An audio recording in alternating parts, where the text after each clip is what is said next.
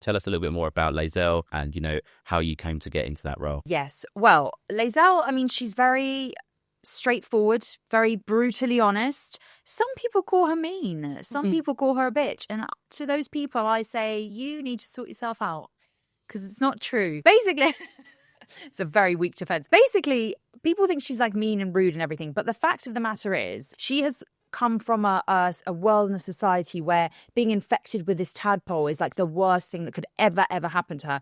And she's also the youngest member of this group of companions, these 6 main companion characters. And she's sort of been trained in this very sort of rigorous society, like a soldier, very militant. And now the one thing that they've said to her, this is the worst thing that could ever happen to you, has happened. And so she's very much on the path of, got to get the tadpole out. Let's not bother with the side quests, guys. Let's get on with the mission, which is kind of how I am in life. Why did they cast me? I don't know.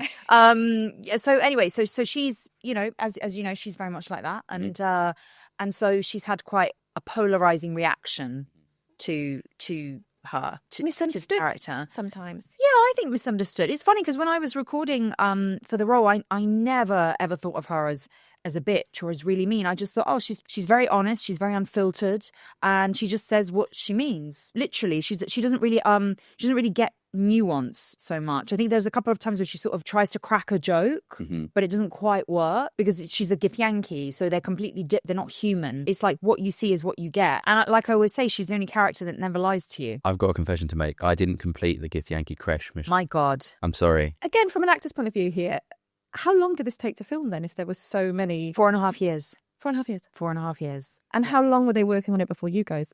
I think about maybe 2 or 3 years before that. Okay.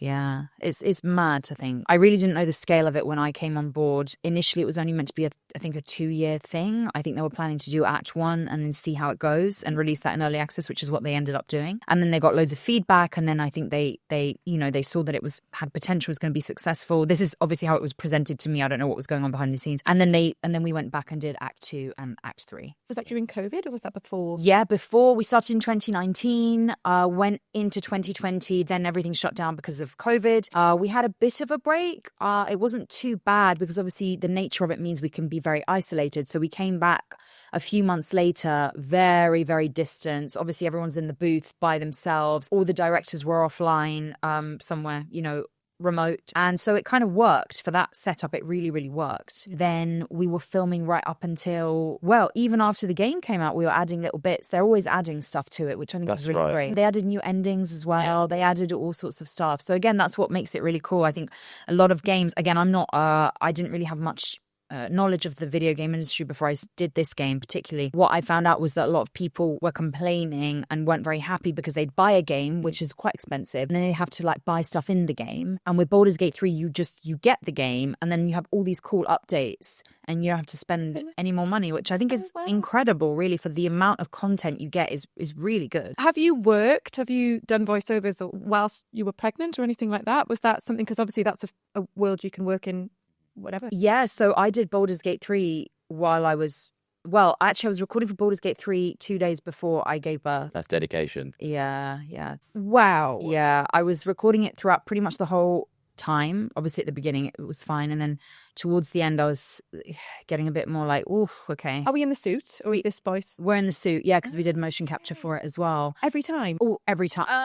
Yeah, pretty much every time. 95% of the time we'd be in the suit. And so by the end I'd have to have a little chair. So between the lines I'd just go and have a little sit down. And then it was getting towards the end and they were like, are you sure you want to come in? I said, guys, I'm going to be here right up until the due date. Just you watch. Because I felt fine.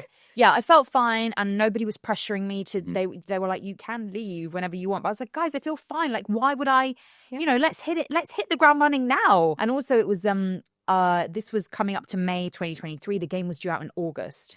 So I knew, like, the game has to come out. Like, come on, guys, we need to get on it. And then it was coming up to that week where I was about to give birth and I was still coming into the studio and I was like, see you tomorrow. And they were like, maybe. And I was like, ah. And then my waters broke after the session. And I said to my husband, I feel all right.